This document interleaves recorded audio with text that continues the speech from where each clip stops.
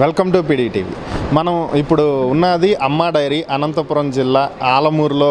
ఇక్కడ మనం అమ్మా డైరీ దగ్గర ఉన్నాము. సో ఇది మనం మిషనరీ చూడొచ్చు. ఇది బయట నుంచి వచ్చేటువంటి ట్రేస్ క్లీన్ చేస్తూ లోపలికి పంపించేటువంటి మిషనరీ ఇది. సో ఈ ఆలమూరులో ఈ అమ్మా డైరీని ఈ రాప్తాడు నియోజకవర్గం ఎమ్మెల్యే తోపుదుర్తి ప్రకాష్ రెడ్డి గారు నిర్మించడం జరిగింది. దీన్ని మహిళా సాధికారతను ఎంకరేజ్ చేస్తూ మహిళలకు దీన్ని పూర్తిగా అంకితం చేయడం కోసం దీన్ని ఏర్పాటు చేశారు. వాళ్ళకి ఉద్యోగ అవకాశాలు, వ్యాపార అవకాశాలు కల్పించడానికే దీన్ని ఏర్పాటు చేసినట్లుగా తెలుస్తుంది. ఆయన సొంత ఖర్చులతో దీన్ని నిర్మించినప్పటికీ కూడా పూర్తిగా దీన్ని మహిళలనే దీంట్లో పార్ట్నర్స్గా చేసి దీన్ని నడిపిస్తూ ఉన్నటువంటి పరిస్థితి. ప్రస్తుతం ఇది సక్సెస్ఫుల్గా నడుస్తున్నట్లుగా తెలుస్తుంది.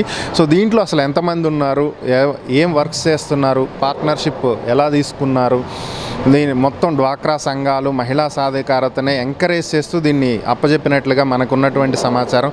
స్థానిక ప్రజలు కూడా అదే చెప్తున్నారు. మరి ఓవరాల్గా దీంట్లో ఉన్నటువంటి పరిస్థితులు ఏంటో ఇక్కడ పనిచేస్తున్న వాళ్ళని అడిగి తెలుసుకునే ప్రయత్నం అయితే చేద్దాం. మనం అందరికీ నమస్కారం. నేను ఇక్కడ అమ్మా డైరీ ఎంఎస్ తోపిదిద్ది మహిళా సహకార డైరీలో పనిచేస్తున్నాను.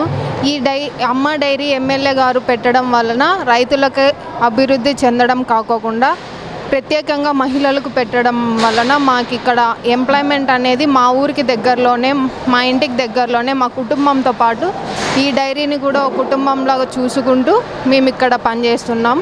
ఎమ్మెల్యే గారు ఈ అమ్మా డైరీ ఫ్యాక్టరీ పెట్టడం వలన చాలామంది మహిళలకు వాళ్ళ ఇంటి దగ్గరలోనూ ఉపాధి అనేది కల్పించడం జరిగింది. దాదాపు ఇండివిజువల్గా అఫీషియల్గా చాలామంది అభివృద్ధిలో, ప్రత్యేకంగా మహిళలు చాలామంది అభివృద్ధిలో చదవడం, అన్ఎంప్లాయ్మెంట్ అనడం దూరంగా వెళ్ళకోకుండా మహిళలకు చాలా ఇబ్బందిగా ఉంటుంది. కానీ ఇక్కడ దగ్గరలో అనేది ప్రత్యేకంగా మహిళలకే ఇంపార్టెన్స్ ఇచ్చి ఎంప్లాయ్మెంట్ అనేది తీసుకుంటున్నారు కాబట్టి చాలా యూజ్ అవుతుంది. ఫీమేల్స్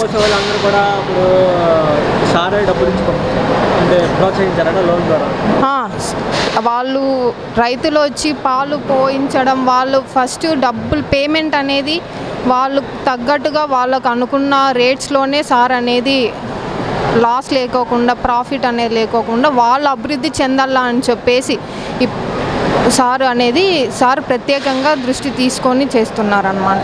డైరీ పెట్టారు కదా, ఎంతమందికి ఉపాధి పొందే అవకాశం ఉందంటే ఏంటంటే మొత్తం మీద ఇప్పుడు 30,000 మంది దాకా ఉపాధి పొందుతున్నారు ప్రస్తుతానికి.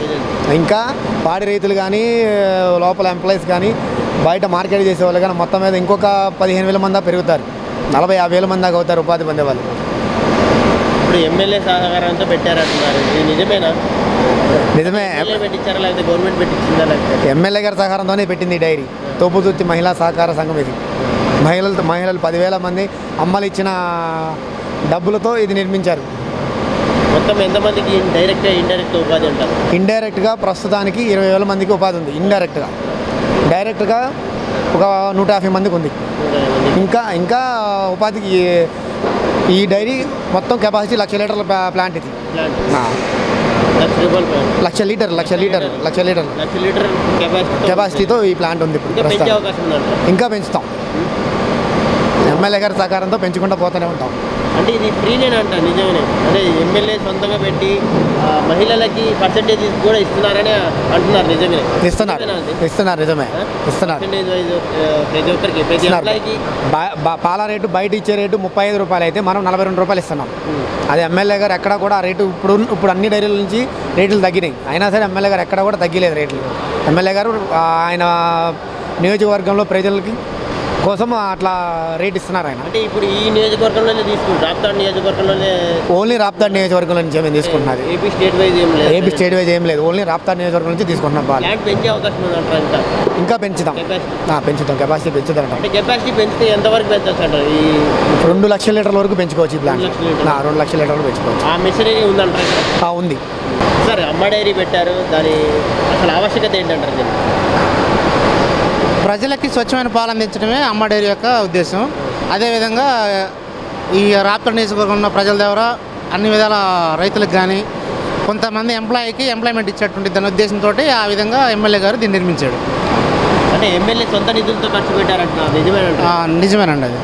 ప్రతి ఎంప్లాయీకి దీంట్లో పర్సెంటేజ్ ఉంది అని ఎమ్మెల్యే గారు అంటున్నారు, మరి నిజమేనా? ప్రతి ఎంప్లాయీ అంటే మాకు లెక్కలో రైతులతో సహా అందరికీ ఉంది, పర్సంటేజ్ ఇస్తారు ప్రతి ఎంప్లాయీకి. ఎంత కెపాసిటీ సార్ ఈ ప్లాంట్కి?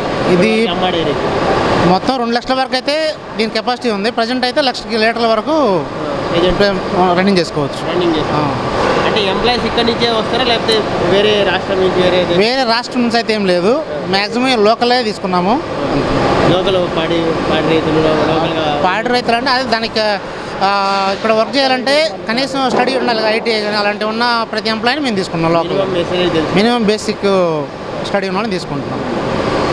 ప్లాంట్స్ గురించి ఒకసారి ఎక్స్ప్లెయిన్ చేయాలి. ఓకే, ఇది మిషనరీ టెట్రా ప్యాక్ అని నెంబర్ 1 క్వాలిటీ బ్రాండెడ్. ఇది మనకి మిషనరీ పాలు ఏమైందంటే పలసగా లేకుండా నీట్గా చిక్కదనంగా ఉండే విధంగా తయారు చేసే మిషనరీ ఇది. ఈ టెట్రా ప్యాక్ అనేది నెంబర్ 1 బ్రాండ్. ఇది బయట నుంచి తీసుకొచ్చి మనం చేసుకుంటే దీని కాస్ట్ కూడా చాలా ఓవర్గా ఉండేది, బాగుండేది. దీంట్లో ఉన్న పాలు మనం మా ప్రజలకు వెళ్ళాయి కదా, దానికోసం క్వాలిటీ పర్పస్ కింద ఇది తీసుకొచ్చి పెట్టారు. మంచి వాటర్ ఎక్కువ పర్సెంటేజ్ లేకుండా, వాటర్తో సంబంధం లేదు, ఉన్న పాలు పలసగా లేకుండా చిక్కదనంతో వెళ్ళే విధంగా దీన్ని యూజ్ చేస్తాం. ఫ్యాట్ కంటెంట్ ఇక్కడ ఏంటి సార్ ఇది సేమ్ బ్రాండ్. ఇది టెట్రా ప్యాక్ అనేది మన అంటే మిల్క్లో వచ్చే ఫ్యాట్ని మనం బ్యాచులర్ వైజ్గా మార్చుకుంటాం కదా, టీఎం అని కానీ ఇట్లా దాని పర్పస్లో విభజించే దానికోసం వెన్న తీస్తారు. దీంట్లో నుంచి పక్కా తీస్తారు. మన as per government rules standards ప్రకారం మార్చుకోవాలంటే ఉన్న ఎక్కువ ఫ్యాట్ ఉందనుకో తగ్గించుకోవాలి, దానికోసం దీన్ని యూజ్ చేస్తూ ఉంటాం. ఇది టెట్రా ప్యాక్ మిషన్. అంటే ఫ్యాట్ తక్కువ ఉన్న పాలకి ఫ్యాట్ ఎక్కువ ఉన్న పాలకి డిఫరెన్స్ ఏంటి? ఇప్పుడు ఫ్యాట్ అంటే తక్కువ అంటే మన స్టాండర్డ్స్ ప్రకారం టీఎం అనేది 3 ఫ్యాటే ఉండాలి గవర్నమెంట్ స్టాండర్డ్స్ ప్రకారం. మనకు వచ్చే మిల్క్ వచ్చేసి 4.5 ఉండిద్ది. ఆ 1.5 అనేది దీని ద్వారా బయట తీసేసి 3 కరెక్ట్గా ఇస్తాం ఫ్యాట్. అంటే వెన్న శాతాన్ని మనకు 3 స్టాండర్డ్స్ ప్రకారం ఇస్తాం. ఆ 1.5 బయట తీసేస్తాం మేము. అంటే పాలలో కూడా డిఫరెన్స్ ఉంటుంది, వెన్న శాతం తక్కువ ఎక్కువ? అది గవర్నమెంట్ స్టాండర్డ్స్, అది మనం పెట్టింది కాదు. అది గవర్నమెంట్ స్టాండర్డ్స్నే ఎవరైనా బేసిక్స్నే ఫాలో అవ్వాల్సింది. అది అందువల్ల అట్లా చేస్తాం. వెన్న శాతం తక్కువ ఉంటే ఇంత కాస్ట్ అని అవి కూడా ఉంటాయి కదా? ఇది కంపల్సరీ టీఎం అని, అదే వెన్న శాతం అంటే 3% ఉన్నదాన్ని టీఎం అని మా వర్డ్స్లో వాడుతూ ఉంటాము. ఎఫ్సిఎం అంటాము. ఎఫ్సిఎంకి మళ్ళీ కౌ మిల్ బఫ్లో మిల్ తీసుకొచ్చేసి దాన్ని 6 ఫ్యాట్ ఇస్తాం. అవి దాన్ని అట్లా చేస్తాం. ఇదంతా మిషన్ ఏంటి సార్?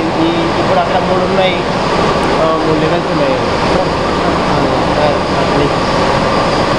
అది వచ్చేసి ప్యాకింగ్ మిషన్. అది ప్యాకింగ్ అంటే కరుడు ప్యాకింగ్ మిషన్. ఈ మిషన్ అది దాని మీద మనం డైలీ ఒక 20,000 వరకు కరుడు ప్యాక్ చేస్తాం దాని మీద డైలీ. అంటే పాలు తీసుకొని ఎలా చేస్తారు దాన్ని ఇక్కడ? పాలు అంటే దానికి సంబంధించిన టెంపరేచర్స్ మెయింటైన్ చేసుకొని దాని గవర్నమెంట్ నామ్స్ ప్రకారం మనం మెయింటైన్ చేసుకొని మిషనరీ ద్వారా ఆ హోల్డింగ్ టెంపరేచర్ ఉంటాయి పైన 12 మినిట్స్ బరాబర్. మనం ఇంట్లో ఎట్లయితే 90 డిగ్రీస్ 90 డిగ్రీ వేడి మీద చేసుకొని చల్లారిన తర్వాత ఎట్లా తోడేస్తామో ఆ సిస్టమ్ అంతా ఒకేసారి దీంట్లో వచ్చేసింది మాకు. ప్యాచరైజేషన్ చేసి ఈ సిస్టమ్ ద్వారా మొత్తం ఆ చల్లారే విధంగా ఇక్కడికి వస్తాయి.